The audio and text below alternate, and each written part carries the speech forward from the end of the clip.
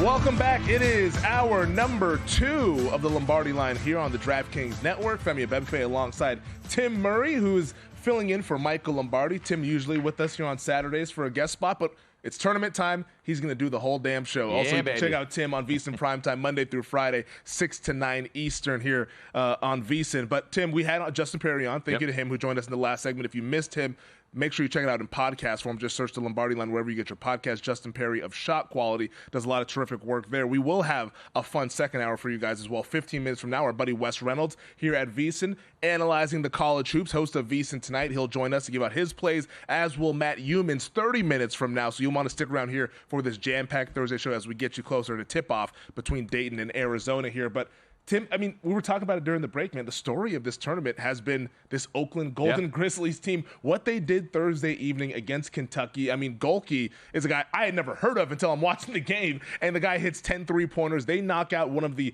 kind of chic, trendy picks to make a Final Four, maybe even to win the whole thing in Kentucky, as Cal once again has an upset loss to a double-digit seed. This Oakland team, man, now they face NC State with a chance to go to the Sweet 16, which is insane to say out loud. It really is, and you know, credit to Greg Campy, and we're going to get to a clip of his in just a moment. But I do wonder, more often than not, and Chris Felica had a tweet, and I'll pull it up here, regarding how these 14 seeds have fared when they move on a little bit further, and that's the question that you always have to wonder. So I do wonder if someone like, Jack Golke is going to have another ridiculous performance. This was the tweet from Felica. He said, NC State Oakland, this is the 7th 11 versus 14 matchup. Each of the previous 6 were won by the 11 seed by at least 13 points. They are 6-0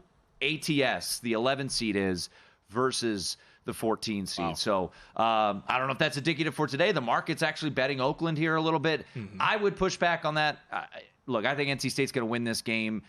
NC State has, though, played a lot of basketball here as of recently, and that was kind of what Greg Campy was alluding to. So it was funny. You get a lot of these coaches that they keep it so close to the vest. And it felt like with this clip we're going to play you that Greg Campy kind of said the quiet thing out loud. Well, we're going to have to change completely from the Kentucky game. We wanted to hold pace, slow it down, keep them in the 70s. With North Carolina State, we want to speed up because this is their 7th game in 11 days. And they got to have tired legs. And so we want to push the ball, make that big dude run.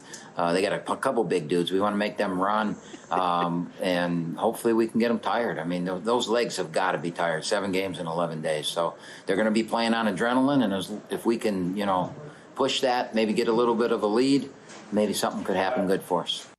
I mean, you hear that clip, and how do you not think to bet the over?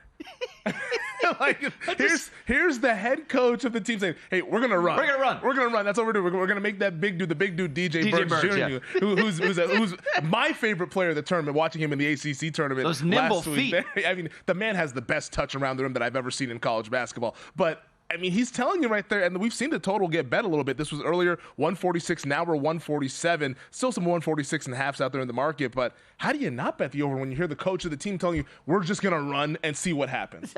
It's great. I mean, Greg Campy is at the point in the NCAA tournament where, look, they're one of the flavors of the month. This is the beauty of the tournament. Sorry, Tom Izzo. We like to see these double-digit seeds. Now, do we like to see them make deep runs? No. St. Peter's and teams like that. But that all being said, I do think ultimately NC State should win this game. Have I bet this game, though? I have not, Femi. So, we have the list right here of the double-digit seeds that have moved on. And, look, you're going to have at least one of them make the Sweet 16, as I alluded to, for the 16th consecutive tournament. But I think a couple other of these are going to be live in their second-round matchup. So we have 8 of them up right now. For the listening audience, I'll read them off for you. The viewing audience, you can follow along with us here looking at the graphic. Colorado, Duquesne, NC State, Oregon, James Madison, Grand Canyon, Yale, Oakland. That's 8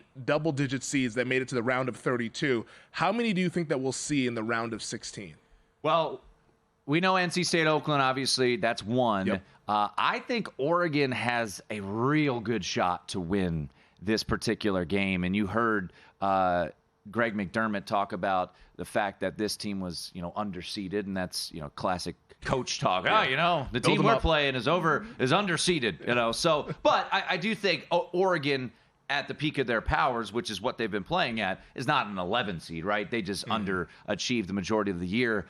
I'll say 3. And I think one of James Madison or Grand Canyon is going to win. And I'm sure you'll preview these games a little bit more in depth tomorrow. Those 2 games are Sunday games. But we started the show kind of looking back at what we saw last night. And you watch James Madison, Wisconsin, and you watch Grand Canyon, St. Mary's. You take off the little number that is by their by their name, and you would have shrugged your shoulders and say, well, who's the 12 seed and who's the 5 seed here? James Madison athletically is not going to be blown off the floor by a Duke team. And I think what this game comes back down to is, turnovers. And you looked at what James Madison was able to do last night against Wisconsin, just continue to turn the Badgers over time after time. Now, Duke does have, veteran guards led by Jeremy Roach there. So it feels like Jeremy Roach has been playing in Durham for about a decade. So is, Duke, a veteran team from the backcourt, going to be able to avoid the turnovers? This is a team that does not turn the ball over, right? 31st in the country in turnover rate. So I think that's a fascinating matchup. Early market saying that they believe in Duke. Duke has been bet up to 7.5 here. So fascinating to see how this will all play out. But then you look at Grand Canyon, you go up against an Alabama team that is so Jekyll and Hyde. And I said it last night on VSiN Primetime, we took a little fun bet on them to first to 10 here at Circa, which was fortunate to hit. But this Alabama team, Femi, they will either blow you out or they're going to lose. And I think Grand Canyon, with the athleticism that they have, you look at a 6-point spread here between Grand Canyon and Alabama. On the surface, you'd say, oh, man, Alabama's going to blow them out. This team is so bad defensively, and I want to bring up one number here to you about this Grand Canyon Alabama game. So Grand Canyon got to the free throw line yesterday against St. Mary's, Femi, 36 times. Wow. When you look at free throws as a point distribution on KenPom, 25% of their points come from the free throw line. And the reason I bring that up, Alabama loves to foul. They let their opponents get to the free throw line. 22.8% of their opponents' points come from the free throw line. So it's a team that fouls and a team that gets to the foul line in Grand Canyon. That's going to be really interesting. And, oh, by the way, Grand Canyon shoots pretty well from the free throw line at 75%. That's really good for a team percentage right there. Yeah. And I'm going to be careful with what I'm about to say here because the point spread obviously matters, and it's very sharp, and there's a reason why it exists. But isn't this one of those games, given how high the total is, 168.5 is the total over at DraftKings. Which is down from the Alabama-Charleston game, They're usually which hanging soared in the over. 170s here. How about 190-something for Play the landing alts total? on that one. Don't matter. With the game being played at the pace that Alabama likes to play it, isn't this – if Grand Canyon covers that number, there's a good chance they just win the game. I think if you like Grand Canyon, the point I'm making is that you're also obligated to put a little bit on the money line. They're at plus 200. I totally agree. And that's kind of what I said yesterday with Charleston. In a joking matter, I said, look, I have not bet this game. If I were to bet it, we're doing a little competition on VSiN Primetime, and we get to pick a big dog that could win outright. And my big dog was Charleston because I'm like, they're either going to win or get blown out. Now, they didn't ultimately get blown out, but I didn't think the 13-point final score was necessarily indicative, Femi, of how that game played out. But I agree. I think if you believe that Grand Canyon can keep this close, can cover this score. Oh, by the way, did you see those fans? They're everywhere, man. Spokane, Washington, watch out. I mean, Grand Canyon has come to town, and they're going to be there certainly tomorrow night. But no, I agree. If you like Grand Canyon, absolutely should be looking to sprinkle, on the money line there. Yeah, the Lopes, and that's a bet that I'm probably going to make there just because I also bet Charleston. I've been itching to fade Alabama once we got in the tournament just based on their style of play. The Mickey Mouse Conference. It's the Mickey Mouse Conference of the SEC. Just based on how Alabama doesn't defend, which is kind of the theme for a lot of these SEC teams. Auburn defends, but Auburn just kind of just threw up on themselves yesterday. But, I mean, we saw Florida not defend. Kentucky obviously didn't defend. Bama, they've been one of the worst defensive teams of the power conferences. I think this is the spot where they get clipped. I do like Grand Canyon to ultimately pull off the upset. They're taking the 6, and they've been plus 200 on the money line. I think that's a pretty solid look heading into tomorrow's games. Yeah, I'm gonna I'm going to have to get to work. Adam Burke, I'm going to write this one up. Send it over to you, VSiN.com. Make sure you check out all the write-ups over there. Make sure you do that. Maybe we'll post this clip and add that to the article as well. I like that. A little video embedded. Midwest region, and we have all the regions right now, the updated numbers. Right now in the Midwest, Purdue is the favorite, plus 140, Tennessee plus 330. The West, though, is the one that seems to have the most parity, just given the fact that you have the 1 seeds and the 2 seeds thought of highly. Arizona, the 2 is the favorite at plus 200, UNC plus 320. Then it goes down to Baylor 5-1, Bama plus 550, Michigan State 10-1. Any region bets that you would make after seeing the first round games? Baylor is a team that I've eyed up. I had them coming out of the West region. I thought this region was very open. I'm going to push back a little bit on Justin. And I think Dayton has a live chance today because of how slow they play and how well they shoot the three. If they get hot from three, watch out. This could be an upset situation brewing. And we know Tommy Lloyd's small, but his sample size has not been great. But if Baylor could continue to play the way they played offensively, look, they shot out of their minds. But on the broadcast, I don't know if you caught this, the broadcaster said that Scott Drew told them if Langston Love was healthy, and he will be out, we know this first weekend, maybe comes back a little bit later. If Langston Love was healthy, this is the best offensive team he's ever had at Baylor. And they've had some pretty good ones. They've had some good ones. One that won a national championship a couple of years ago. They were pretty good a couple of years ago there in that game, beating the undefeated Gonzaga Bulldogs. All right, Wes Reynolds joins us next year to break down today's card on the Lombardi Line.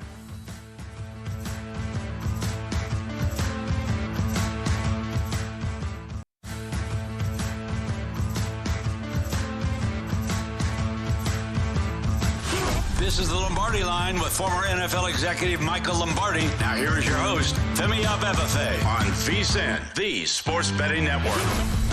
Welcome back. This is the Lombardi Line here on the DraftKings Network. Femi Abebefe alongside Tim Murray, helping break down this Saturday second round day in the NCAA tournament. We have reached the round of 32. A lot of fun games that we have on deck. And to help us break things down even further, we're bringing in our buddy Wes Reynolds. You can check him out Monday through Friday on VSiN tonight, 11 to 2 a.m. Eastern Time, 8 to 11 Pacific Time. Wes, hope all is well. Hope the tournament has been treating you well. We'll start off with the game over in Charlotte, where the number 1 seed North Carolina Tar Heels are hosting, I don't know if you heard about this one, Wes, January, February, Izzo. Michigan State catching 4, total 141.5. Will it be a Sparty party later on this afternoon in Charlotte?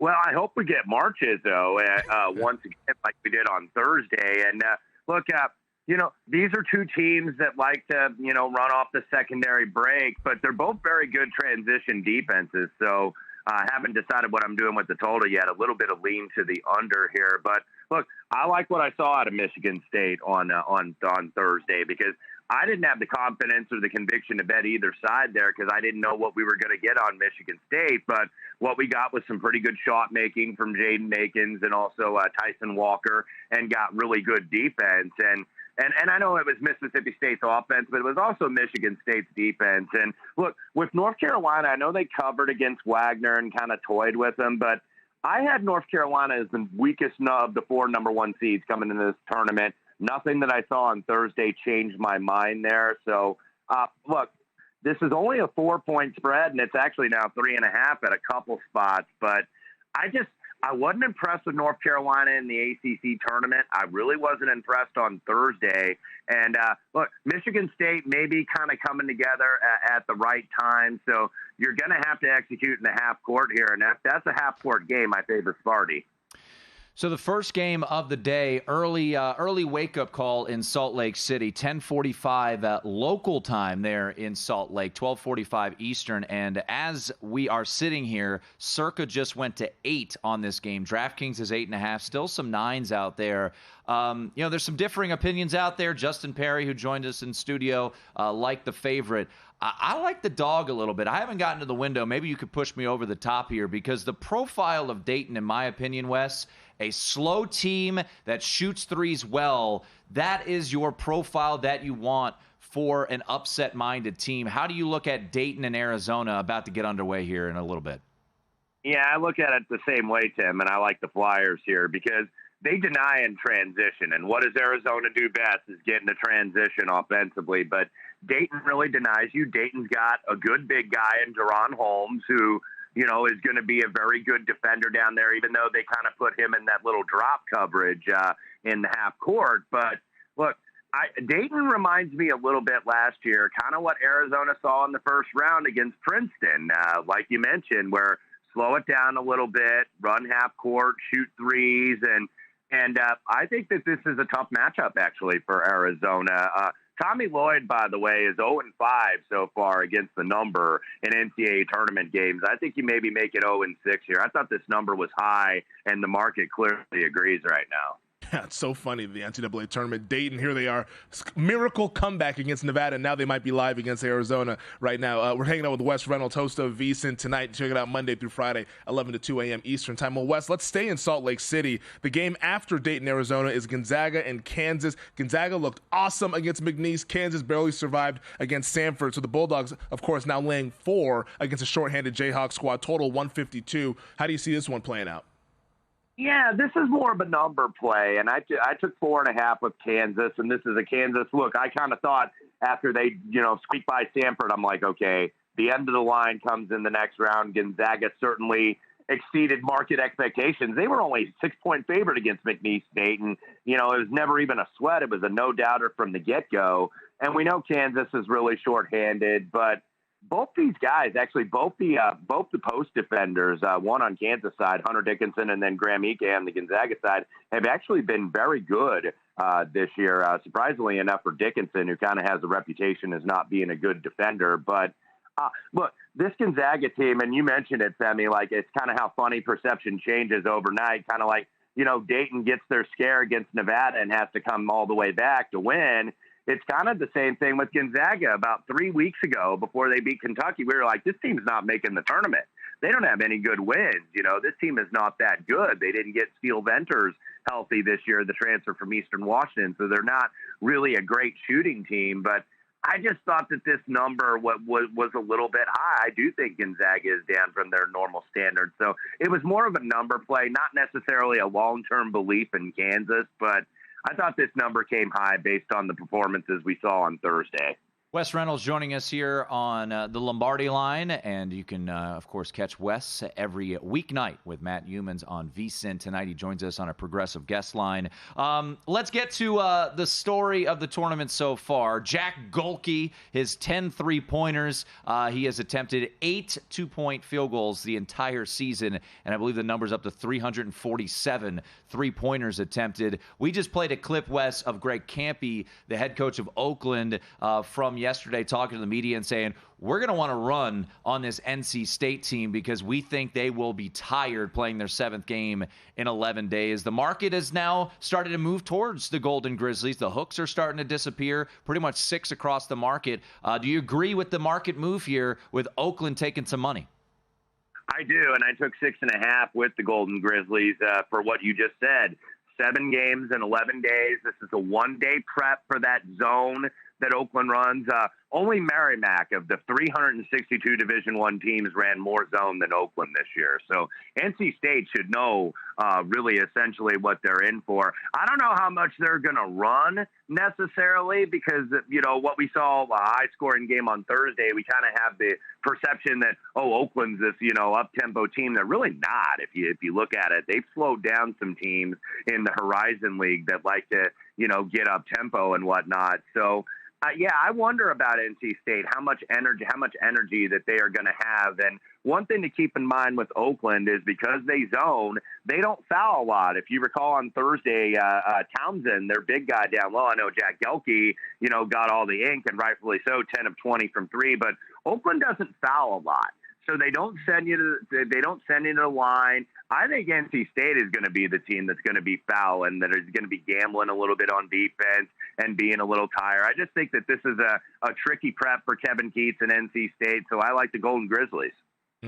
DJ Burns, we'll see if he can be able to help out NC State. But if Oakland's hitting those shots like we saw last Thursday, good luck against the Golden Grizzlies here. Wes, a game that we haven't really discussed much here today is Duquesne and Illinois. The Illini laying 10 against the Dukes, total 147. It looked a little shaky for Illinois in the first half against Morehead State. Then they pull away in the second half here. Do you like them here in this spot against Duquesne? I do. I think that this is the end of the line for Keith Dambrot. He kind of had a funny line. He's like, I'm trying to retire, and they won't let me retire. Ironically enough, Greg Campy and Keith Dambrod both had the most wins in active college basketball without getting an NCAA tournament win, and they both get it the same day on Thursday. So, look, the favorites, despite the fact that we think that the dogs are barking, the double-digit favorites, 11-3 so far in the NCAA tournament, make it 12-3 here. I just think Illinois, they're kind of sloppy in the first half against Morehead State. And then in the second half, they just absolutely took them apart. And, Duquesne, I know they're going to want to try to slow down the game, and they were able to kind of do that against BYU. But BYU didn't have guys that can really, they're a motion offense. So they didn't have guys that can create their own shots. Illinois has two, TJ Shannon and Marcus Domask. And I just think that that's going to be tough for Duquesne here. Danger was really the guy that won the game. Danger, get on the floor. Shout out Mystical. I was like, did we just get a Mystical quote from Wes Reynolds? That's what I'm talking about. It's not even 9 a.m. Didn't have that on my bingo card. Yeah, he was the guy that blew up the screens on Thursday, and really, I thought in the second half led that Illinois run. So, look, Duquesne's been a great story, but I think Illinois pulls away here in the second half, much like they did on Thursday, like the Illini. Hey, Wes, before we let you run, we got about a minute. The two 12 seeds that'll be playing tomorrow, Grand Canyon catching 6 and James Madison catching 7.5. Early lean, you like either one of those dogs? Haven't played either one yet. Would lean a little bit with the Dukes, though. Yeah. I thought the Dukes were actually going to get beat in the first round by Wisconsin, and Wisconsin looked awful. And a lot of that was James Madison, not just the bad Wisconsin shooting. So I like JMU 7.5. That seems like a pretty big number for a very well-coached team. Mark Byington is probably going to get some run for some big jobs here over the next couple weeks on the carousel. So nothing yet for GCU Alabama, but initial lean to James Madison. Yeah, Duke, I'm not even sure if they looked that great yesterday or it was more so Vermont just going cold from the field in that game, but they were able to go ahead and win and cover. He is Wes Reynolds, joined us on the Progressive Guest Line. Make sure you check him out on VSiN tonight, weeknights, 11 to 2 a.m. Eastern Time. Wes, good luck with the bets, man. Thanks for coming on. You bet, guys. Thank you. Awesome stuff there from Wes Reynolds. He also likes Oregon, so put that another one in the Ducks column. Quack, quack. Quack, Come quack. on. Let's quack hope so. Our way to a victory. Matt Humans joins us next here on the Lombardi Line.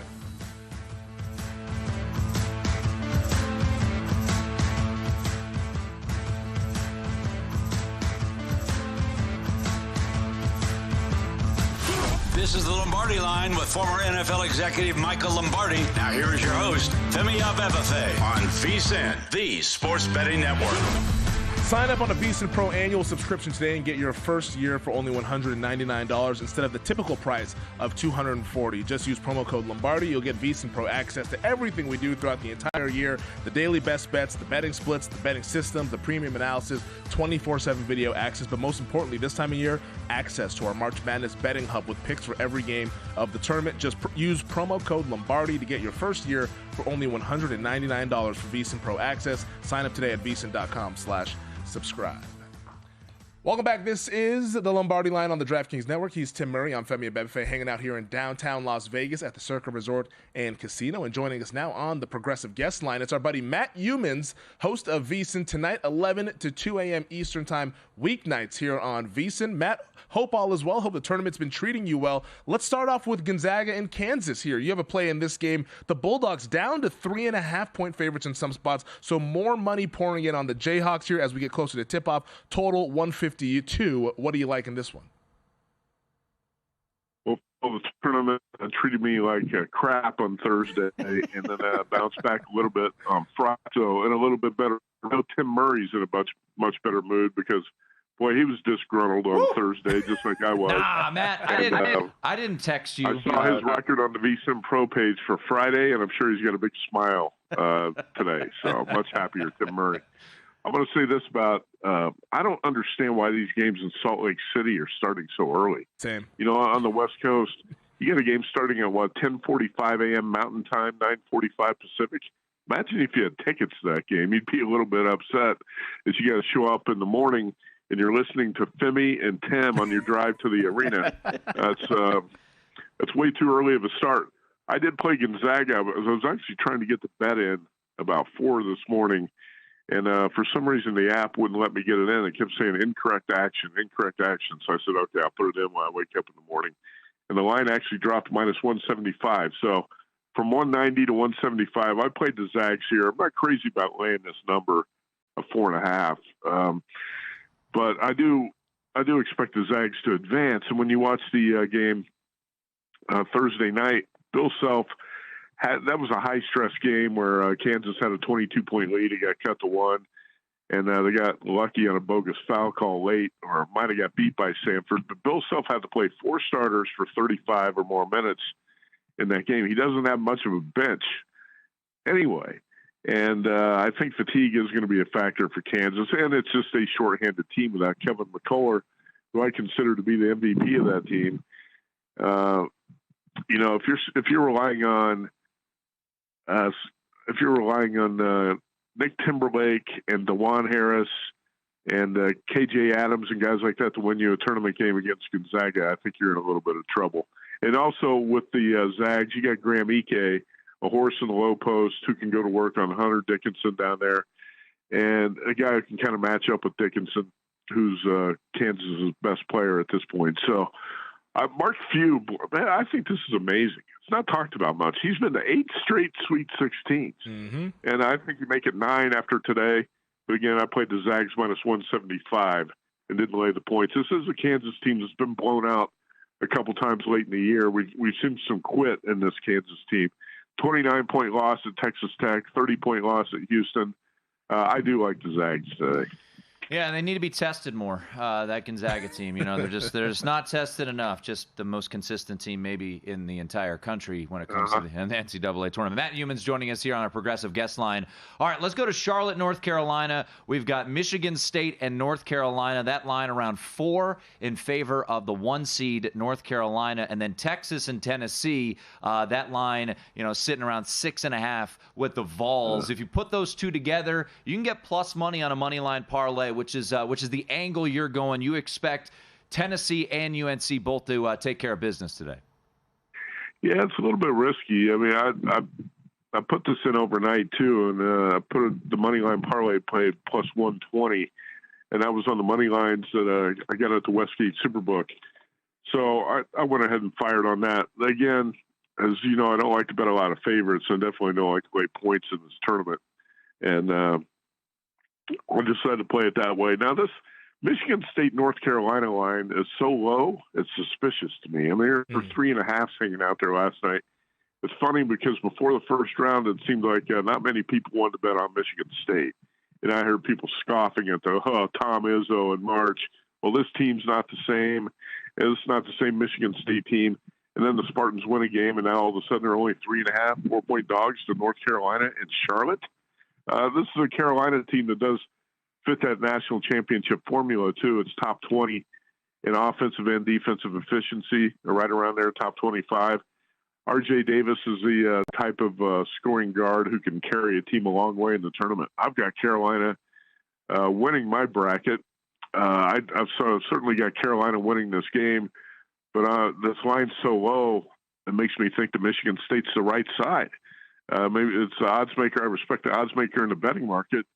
And I know that Tom Izzo is going to find a way to muck this game up and probably slow Carolina down. And it's probably going to be down to the wire type of game, but I believe Carolina is going to prevail. They got more ways to get easy baskets. Michigan State's got to work too hard to score, and Carolina's got more ways to get easy buckets. So I like Carolina to prevail. And it's tough to trust Rick Barnes laying that type of number, basically to win by 3 possessions against a Texas team that really did not play all that well against Colorado State.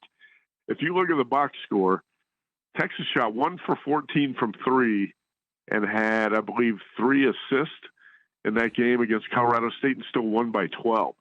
So it's not like the Longhorns were all that impressive in the first round. And with Dalton Knecht being a guy that the balls can go to on the offensive end, I do trust the Tennessee team a little bit more. So money line parlay there for me with Carolina and Tennessee. You know, it's so funny. Michigan State and North Carolina is just incredibly fascinating. I think before the season started, maybe people thought that this might be a Final Four game, and here we see it in the second round here with Michigan State kind of underachieving in the regular season. But as everyone has said, March is the month of Izzo. Let's get over to Oakland and NC State, a couple of double-digit seeds. One of them is going to make the Sweet 16. NC State right now laying 6, 7th game in 11 days is what Coach Campy's been talking about here. Totals 146.5. Do you think that the Wolfpack will be a little bit too tired in this spot against the Golden Grizzlies? Well, there are a lot of different angles to look at here, but the two I'm going to focus on is I think it's tough to face a quick turnaround like NC State is when you're facing a zone defense. And Greg Campy's zone, obviously, Kentucky was totally unprepared for it. It was comical how bad Kentucky was on the offensive and defensive ends. It would have been a lot funnier if I didn't have a lot of Kentucky futures money, so I wasn't really laughing after the game. But when you break down the tape and look at how ill-prepared Kentucky was on both ends of the floor, it's a joke. And I got to think that, you know, most of these teams don't face many zone defenses throughout the season, so you don't really have a zone offense that you can just say, "Hey, we're gonna run zone, and all the players are going to run it with rhythm. It's going to go smoothly." That's not the case, and I think it's tough in a quick turnaround to prepare for a zone D, and NC State's going to have some issues there. You know, you can talk about the new star Jack Golke and his 10 threes and say, well, there's probably going to be some shooting regression from three, and I think you certainly can expect that. But he's not a one-man show. They got Trey Townsend, they got DQ Cole, they got some other guys who can shoot it too. This Oakland team is capable. And also, NC State's been doing all this. You talked about 7 games in 11 or 12 days, whatever it is. Most of that work has been done as an underdog. And now all of a sudden you're going to flip NC State to a significant favorite. There's enough there. Usually the Cinderella dies in the second round. But I went ahead and took a shot here with Oakland plus 6.5. Matt Humans joining us here on the Lombardi Line. It's funny you mentioned that, Matt, because if you go back and you look at all the games that they played, I don't know the spread of the Syracuse game that they ultimately won off the top of my head, but really the only game they weren't a dog was, or weren't a favorite, or weren't a dog, was that Louisville game to start the ACC tournament. All right, before we let you run a game tomorrow, I always joke on the college football betting podcast that we do that you've got a great read on your alma mater with Purdue when it comes to the football side of things. What about the hoop side of things? Purdue looks the part yesterday. Now they're laying 11.5 against Utah State tomorrow. Well, Purdue looked the part against a Grambling team that was just outmanned. You know, let's be honest about it. Utah State has they got a couple big guys who can actually hold up against Zach Edey in the low post. They shoot it pretty well, you know, from three and from the free throw line. And Danny Sprinkle's he's a rising star as a coach. And I think the Aggies last night were really, really impressive. And for all the people who were trashing the Mountain West, and rightly so up until that game last night, that was a big win for the Mountain West to have Utah State take out TCU so convincingly last night. I think with house money, Purdue's got, playing with a lot of pressure because you got a lot of expectations. When these games get close, those guys can get a little bit tight. Mm-hmm. I thought the number's a little bit too high here. I was going to make it around 8.5 or 9. I took 11 with Utah State. I'm going to take a look at Clemson and Yale as a couple of dogs on Sunday. All right. Thanks for joining us, Matt. Good luck with the bets, man. You bet. Thank you. All right. We'll be back on the other side.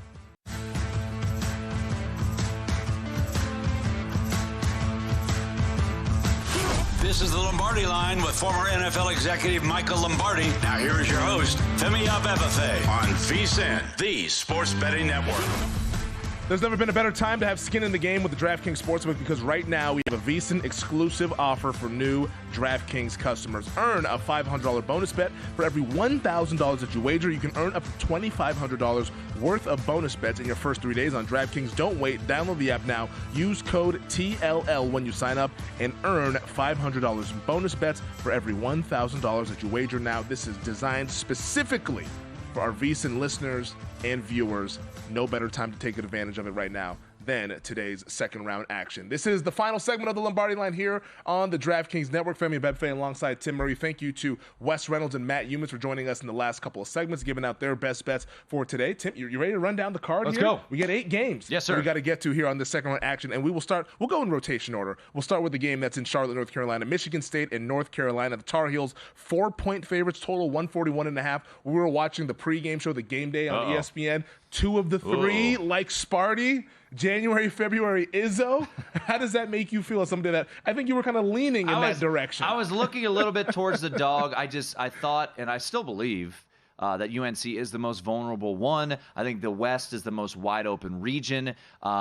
That all being said, I don't think I'm going to get to the window here. My lean would be Michigan State. Can they, recuperate what they did against Mississippi State? We had Justin Perry in the program earlier in the show. Their shot quality box score actually had Mississippi State winning in that first round. So take that for what you will. It's not, it's not the gospel, but a lean towards Michigan State just because that line, as Matt alluded to, and I'm one to embrace the stink from time to time. That line is a little stinky, pretty short, but no play for me on this one. A lean towards Michigan State, but no play for me. I wonder if the sportsbook will refund me my money if I show them the shot quality score there after I had Mississippi State money line in that opening Me too. game. Yeah, that was a great start to the I have proof. Mickey Mouse SEC just started trending, right? Right, Femi? That's a true Mickey Mouse conference. Well, let's continue with that Mickey Mouse conference in the Tennessee Volunteers. Mickey Mouse, how about Rick Barnes in March? You really want to back that? He's a 6.5-point favorite. The Volunteers laying it against Texas, total 145.5. I know that's a popular angle. Everyone betting against Tennessee. Yep. I kind of want to do it, but I almost think it might be a little bit too obvious here. How do you square this one up? I think Tennessee wins. I'm not going on a limb by saying that. They're a 6.5-point favorite. If you want to do what Matt Humans did and pair them in a money line parlay, I got a little fun money line parlay today. I'm not recommending this, but I threw NC State, Illinois, and Tennessee together. I think it was like plus 130 or something like that. But I do think Tennessee wins. I don't really want to necessarily get involved, from a standpoint of the spread. But yeah, I think this Texas team is one that has befuddled me a bit this year. And, you look at the performance against Colorado State. Was that a great performance by them? Was that a Colorado State who just could not hit anything, especially in that first half? So, look, Max Asmus, he's done it before when he was at Oral Roberts. Now he's here at Texas. He's an elite scorer. They've certainly got the talent there on the Texas side. But I like this Tennessee team. Call me crazy. I think the 2 best teams in that region are the 2 teams that have failed and disappointed us every single year in Purdue and Tennessee.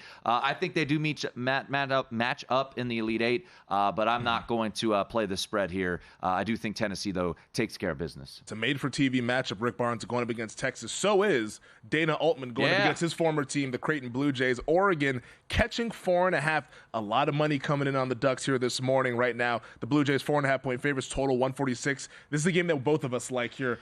Quack, quack. Let's hope so later on this evening. Yeah, don't take the 4.5. Look around. There are 5s out there, but this has been on the move. It opened 7 at DraftKings. It's all the way down to 4.5. I wish I got a piece of that 7. Was able to grab a 5.5 last night when we were doing the show VSiN primetime there. Look, is it becoming a trendy dog? I don't know, but I just look at the way Oregon has been playing as of late, running through the Pac-12 tournament, and this team has just gotten healthy. Nafali Dante versus Kalkbrenner is going to be a phenomenal matchup down low, and, Kalkbrenner, for the most part, Femi, doesn't have people of his size kind of going at him, and I think that's going to be a really intriguing angle to look at. Creighton, 10 of 16, at least the starters from 3. Baylor Shireman could not miss. They are capable of doing this. They're a very, very good three-point shooting team. Ask UConn about that when they played in the middle of February. That said, I think there's a little bit of regression there. Look, can Quiznart continue to do what he's been doing? He had 40 points in that opening win against South Carolina. That's a fair question, but ultimately, I'm going to back Dana Altman. 16-6-1 ATS, Femi, since he got to Oregon in the NCAA tournament. Those are the 2 important words, Dana Altman. That's why I'm backing the Ducks. I backed them against January, Arizona. February, Altman. Yeah. Let the people know. I backed them against Arizona in the semifinals. I backed them against Colorado in the championship of the Pac-12 tournament. I backed them against South Carolina. We're going back to the well until the wheels fall off here. Dana Altman. If you're going to give me plus money on him in March, I'm always going to bet it. I like that side there, the Oregon Ducks. How about NC State laying 6 against Oakland? Right now that total's at 146.5. Total's interesting because Campy said that, hey, we're going to run. That this team has played 7 games in 11 days. We're gonna go ahead and run it and see if they can get tired. Do you like the over maybe perhaps in this spot? Yeah, I think that's an interesting angle if Greg Campy is a man of his word, and he kind of seems like the type of guy who's not going to lie to anyone. He's just going to do what he says he's going to do. Seems incredibly nice. I want to read Chris Felica, the Bears tweet. NC State Oakland, the 7th 11 versus 14 matchup. Each of the previous 6 were won by the 11 seed by at least 13 points, covering each one. So, look, trends are meant to die. I know Matt Humans and Wes Reynolds both like the Golden Grizzlies here. I'm not going to lay the 6, Femi, but I would be a bit surprised. And if you're in a survivor pool, for the NCAA tournament, I think Illinois is a better play because I don't know when I would use Illinois again. That all being said, I wouldn't fault you if you went NC State. I think NC State wins this game. And Jack Golke, my man, with the sweet receding hairline. Look, I hope you have a big game, but I don't think 10 for 20 is coming again. Yeah, nothing for me between NC State and Oakland. How about Duquesne and Illinois? I know Wes, we had him on earlier. He likes the Illini. They're laying 10 total, 147. Yeah, I think Duquesne, what a great performance, a great defensive team. But Illinois is one of those high-variance teams. I had Morehead State in the first round. They were only up 1 at the break, and then they were able to run away and hide in that second half. Danger, as we got the mystical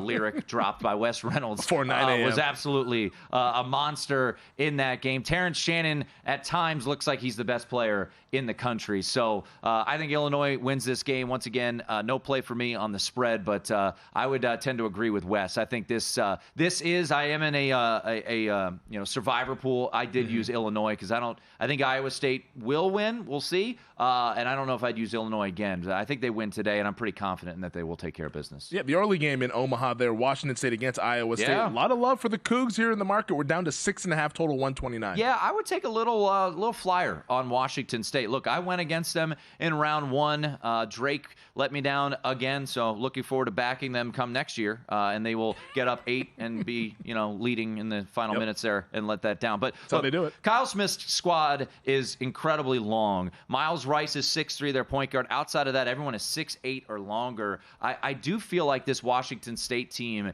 can ugly it up a little bit. You're looking at a very low total of 129. Washington State, top 25 in the country in defensive efficiency. Iowa State, the best defensive team in the country. Washington State wants to play it slow. So I think this is going to be an ugly game. I would actually lean a little bit towards the under in this particular game between Washington State, Iowa State. And with that being said, there's usually a correlation. If you're taking an under in a pretty low game, I would look to take the points. So I would jump on Wazoo plus the if there's a 7 out there, rogue 7, but 6.5 I still think is worth a look. Yeah, I took some 7 yesterday. I also played a little bit of money line plus 250. I think this is going to be a really close game, like you mentioned there. Maybe a coin flip game towards the end. Give me the Cougs. If Iowa State goes on those scoring droughts, could be problematic for the Cyclones. All right, the games in Salt Lake City, Arizona. A little bit of push-pull here in the market. Yeah. Now seeing some 8.5s, even a 9 out there as the Wildcats take on Dayton, total 148. Give me that 9. Yeah, that 9 just popped up at one shop here in town and across the country. I will take that 9. I think Dayton profiles as a team that can pull an upset. We were just talking with Mike Samich, who will be up top of the hour. These are the types of teams I want to back in the NCAA tournament. When they're a big dog, they play slow, and they shoot threes, and that's exactly what Dayton is capable of doing. I know Justin Perry, he said he liked the favorite. He thinks that Dayton maybe, after that magical comeback, is going to run out of gas. That's a fair criticism. 44% of their shot attempts are three-pointers. They shoot 40% from 3, and they're 336th in adjusted tempo. Give me those points. I know Tommy Lloyd, 0-5 ATS. 0-4-1, depending on what number you got against Long Beach State. I like Dayton. If you get that 9, give me that 9. That's a play I made. Finally, Gonzaga and Kansas, and we're pretty much down to 3.5 across the board, total 152.5. Yeah, that line move's interesting, huh? It feels like Gonzaga, popular play. Now you're getting pushback on the Kansas side. I'm going to sit this one out. I want to see the Zags move on here in this particular spot, but I think the market's telling you something here, Femi. Going from 4.5 down to 3.5, a pretty strong move towards the Jayhawks today. All right, wrap up your Best bets. What do you like here today? Yeah, let's go Dayton plus the 9. Let's go Oregon plus the 5. Those will be my 2 best bets. I will be writing up something for Sunday as well for VSiN.com. All right. And I'm hashtag back the pack. I like Oregon outright. I like Washington State outright, also on the spread as well. We're going to go ahead and go with the Conference of Champions. That does it for us here on the Lombardi Line. For Tim Murray, for our producer Elliot Bowman, the entire crew behind the glass, I'm Femi Abebefe saying good luck with all the bets. The Handle with Matt Brown and Mike Somich coming up next.